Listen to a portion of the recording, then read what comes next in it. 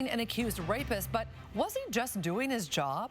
It's a sexual assault case, and I just answered his question. I didn't think about it. A Spokane police sergeant suspected of obstructing a rape investigation took the stand in his own defense today. John Gately is accused of tipping off Sergeant Gordon Ennis about a search warrant to gather DNA evidence from Ennis's fingernails. KXY4's Jeff Humphrey working for you. He is at Spokane Superior Court tonight. Jeff, that jury now deliberating the case? Nadine, in a rather matter-of-fact way today, Gately told that jury that he was actually ordered by one of his bosses to get involved in this rape investigation. Even though Gately was out of town at the time, Gately insists that he did nothing wrong and told Gordon Ennis nothing that Ennis did not already know about this case. Yes, sir.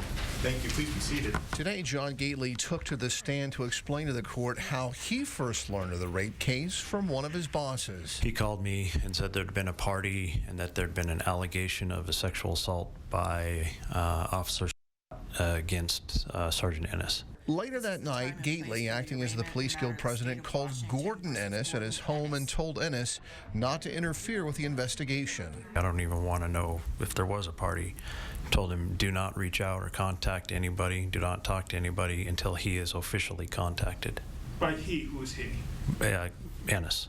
Gately talked to Ennis a second time the next day, informing Ennis he was about to be suspended and the topic of an upcoming news release drafted by Officer Teresa Fuller. He's going to have questions as far as what admin leave means, what it's going to look like, how long it's going to take, and what it will entail and what it would mean to him and his family. And it's during that same 6-minute phone call that Gately allegedly tipped off Ennis about the county's pending search warrant.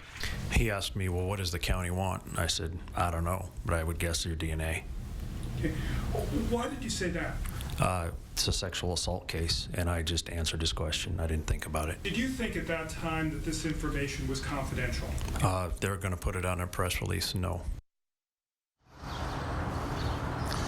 On the other hand, Nadine, both prosecutors and sheriff's detectives say it was that phone call that prompted Ennis to trim back his fingernails to the extent that crime scene technicians could not find the victim's DNA underneath his nails. That's why Gately was charged with obstruction in this case. So, Jeff, prosecutors also allege that that phone call delayed their investigation?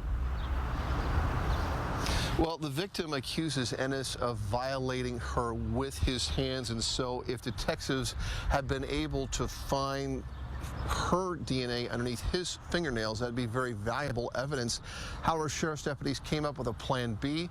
They got another search warrant for Ennis's car, and that is where we are told that they in fact found the victim's DNA, even though she had never been inside Gordon Ennis's car. As you mentioned, the jury just got a couple of minutes to deliberate, may have not even taken the case really under advisement.